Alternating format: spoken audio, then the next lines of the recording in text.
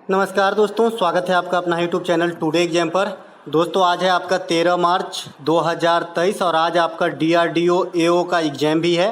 First shift की exam समाप्त हो गई है। फर्स्ट शिफ्ट के एग्ज़ाम में DRDO के एग्ज़ाम में आज जो भी GK GS के प्रश्न पूछे गए सभी प्रश्नों को लेकर आ गया हूं। दोस्तों सबसे पहले बता दें कि जिनका एग्ज़ाम आज तक चूँकि पहले दिन ही शुरू हुआ है तो GK GS से मात्र 10 क्वेश्चन ही पूछे जा रहे हैं। तो ये नहीं कहिएगा कि अपने 25 क्वेश्चन GK GS के लेके जाएंगे, बाद बाकी मैथ रीजनिंग आ रहे हैं तो बड़े अच्छे मौका है। ठीक है, तो एक प्रश्न पूछे गए थे कि रिजर्व बैंक ऑफ इंडिया की स्थापना कब हुई थी। पहले भी बताएं और काफ़ी सारा कॉमन क्वेश्चन है ये। तो रिजर्व बैंक ऑफ इंडिया की स्थापना 1935 ईस्वी में हुआ था। इसकी राष्ट्रीयकरण की बात करेंगे तो 1949 ईस्वी में हुआ था। रिजर्व बैंक ऑफ इंडिया जो है किस आयोग के द्वारा स्थापित किया गया था, मैंने कल ही बताया है। तो हिल्टन यंग आयोग के द्वारा जो है इसे स्थापित किया गया था। ठीक है, भारत इसके जो प्रथम गवर्नर बने थे ये तो अंग्रेज बने थे, ओसबर्न स्मिथ। लेकिन आपसे अगर पूछे कि रिजर्व बैंक ऑफ इंडिया के प्रथम गवर्नर कौन थे जो भारतीय भी हो, तो ये आपका CD देशमुख साहब थे। ठीक है, वर्तमान में जो गवर्नर है रिजर्व बैंक ऑफ इंडिया के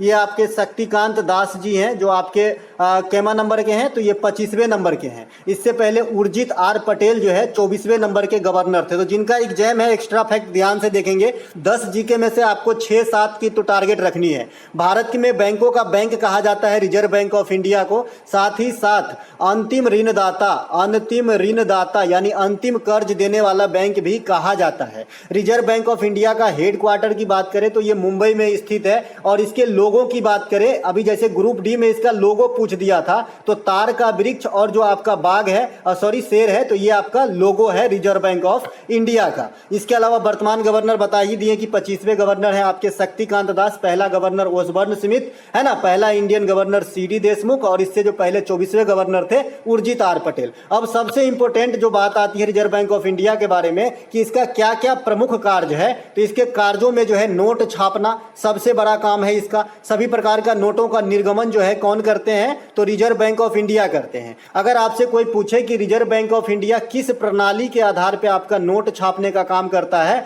तो न्यूनतम आरक्षित प्रणाली पर। ठीक है, न्यूनतम आरक्षित प्रणाली के अकॉर्डिंग जो है नोट छापने का काम करते हैं रिजर्व बैंक ऑफ इंडिया। इसके अलावा नोट छापने के अलावा मौद्रिक नीति बनाते हैं, रेपो रेट जारी करते हैं, रिवर्स रेपो रेट जारी करते हैं। रिवर्स रेपो रेट कल बताया था भाई, रेपो रेट और रिवर्स रेपो रेट क्या होता है। इसके बाद बैंक दर तय करता है। ठीक है, CRR तय करता है। CRR का फुल फॉर्म भी आपको याद रखना है, एग्जाम में पूछा जाता है, कैश रिजर्व रेशियो। ठीक है, इसके अलावा CLR तय करता है। ठीक है, इसके अलावा साख सृजन करता है, साख सृजन करता है। इसके अलावा जो आपका विदेशी मुद्रा का भंडारण होता है, विदेशी मुद्रा का भंडारण, तो ये भी अपने पास रखते हैं। तो इतने सारे बात आपको रिजर्व बैंक ऑफ इंडिया के बारे में एक साधारण एग्जाम जो भी हाल फिलहाल में हो रहे हैं उनके लिए तैयार करेंगे और कोई भी क्वेश्चन आपसे नहीं छूटेगा।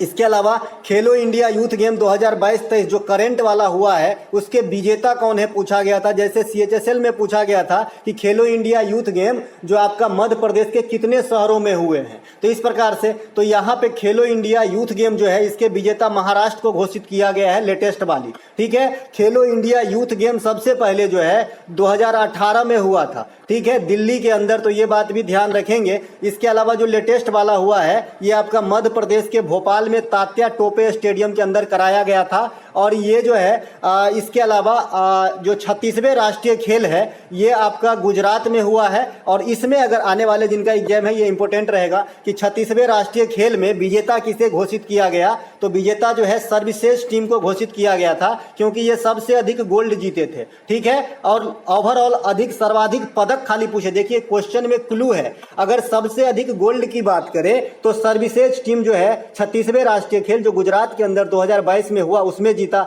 और इस खेल का नियम है कि जो सबसे ज्यादा गोल्ड जीतता है ना उसी को विनर करार दिया जाता है। तो सर्वश्रेष्ठ टीम तो आपका विनर हो गया, लेकिन अगर सीधे इसे पूछे कि सबसे ज्यादा पदक किसने जीता, तीनों पदक मिला के गोल्ड, ब्रॉन्ज और सिल्वर, तो ये सबसे अधिक पदक जो है महाराष्ट्र ने जीता था। ठीक है, तो दोनों बात ध्यान रखेंगे। 36वें राष्ट्रीय खेल का शुभंकर सावज था, ये बात भी आपको ध्यान रखना है। और ये गुजरात के 6 शहरों में हुआ था, ये बात भी ध्यान रखना है। इसमें 36 खेल शामिल थे, ये भी बात ध्यान रखना है। तो सभी बातों को ध्यान रखते हुए आगे बढ़ जाते हैं। 37वें राष्ट्रीय खेल का जो आयोजन 2023 में होना है, ये आपका भारतीय राज्य गोवा में होगा, तो ये बात भी आपको ध्यान रखना है। अगला एक प्रश्न पूछा गया था, हिंदी व्याकरण के जनक किसे कहा जाता है? तो दामोदर पंडित को कहा जाता है। पाणिनि भी ऑप्शन में दिया गया था, लेकिन ये आंसर नहीं होगा।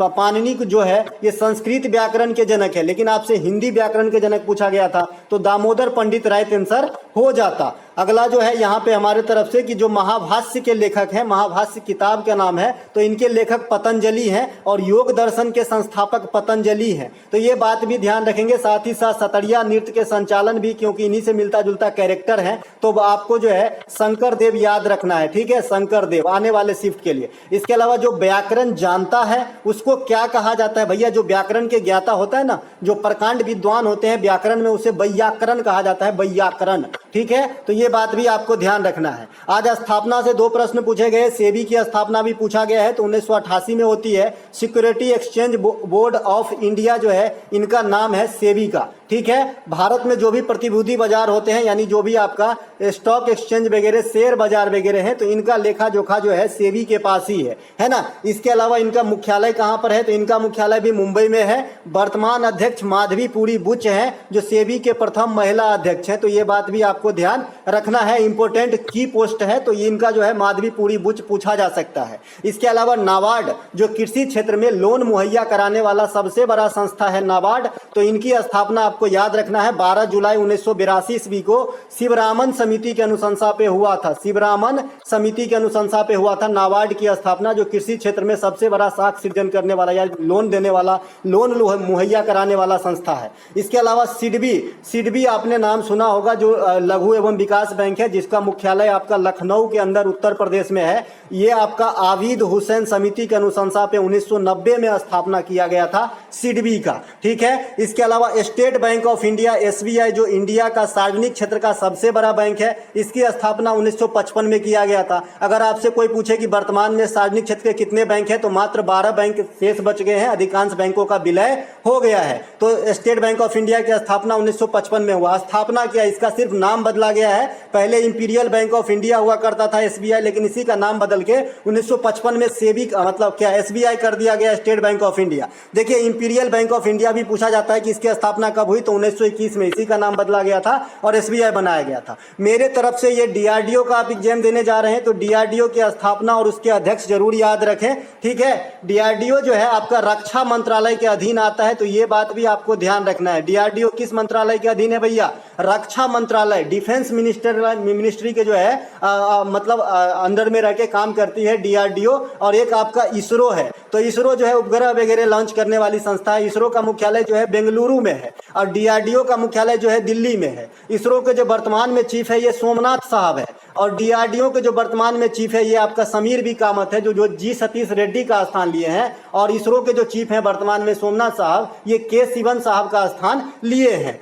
इसरो की स्थापना भी ले लीजिए तो 1969 में हुआ था, और DRDO का स्थापना 1958 में हुआ था। तो ये सभी बातों को ध्यान रखते हुए इतना ही प्रश्न प्राप्त हुए, लगभग 6 प्रश्न प्राप्त हुए, 10 में से 10 ही GK पूछे जा रहे हैं। ये विशेष रूप से आप याद रखेंगे। वैसे DRDO का एग्जाम मैंने 2009 में एक बार दिया था। इसके सिलेबस का कोई भरोसा नहीं होता है कि एक शिफ्ट में 10 GK पूछेगा, अगले शिफ्ट में 20 GK पूछ सकता है। ठीक है, क्योंकि इसके सिलेबस किसी सिलेबस में लिखा नहीं रहता है कि क्या पूछा जाएगा। ठीक है, मिलेंगे एक नए वीडियो में, तब तक के लिए जय हिंद। सेकेंड शिफ्ट वाला जो है एनालिसिस SSC CHSL का मैं लेके आ रहा हूं।